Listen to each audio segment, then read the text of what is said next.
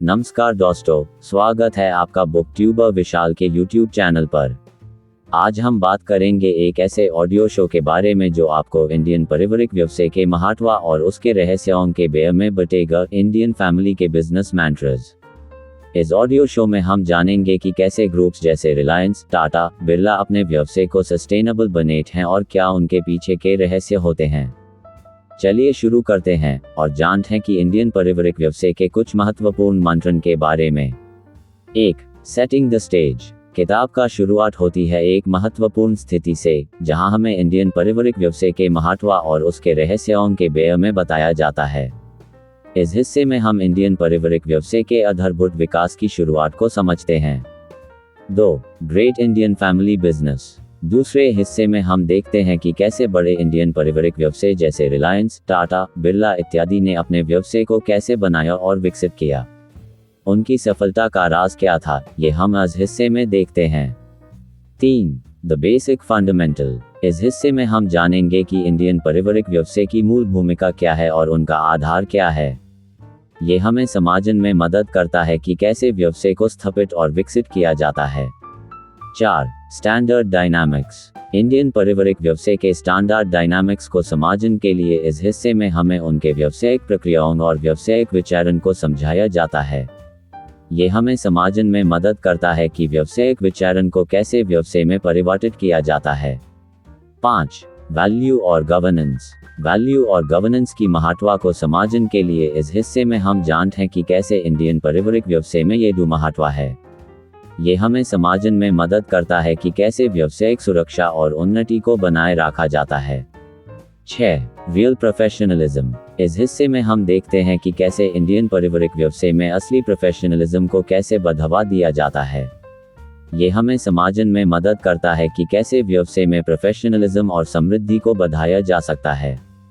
7. The next generation. अगले हिस्से में हम देखते हैं कि अगले पीढ़ी के साथ कैसे व्यवसाय को आगे बढ़ाया जाता है। इस हिस्से में हम जानेंगे कि कैसे अगले पीढ़ी को व्यवसाय में शामिल किया जाता है और उन्हें कैसे तैयार किया जाता है। 8. Succession plan. इस हिस्से में हम देखते हैं कि कैसे इंडियन पारिवारिक व्यवसाय में सफलता के लिए कौन सी योजनाएं बनाई जाती हैं। ये हमें समझने में मदद करता है कि कैसे व्यवसाय में सफलता का कार्य करना चाहिए। 9. Multi generation business. इस हिस्से में हम देखते हैं कि कैसे इंडियन पारिवारिक व्यवसाय में अनेक पीढ़ियों तक व्यवसाय को कैसे विकसित किया जाता है।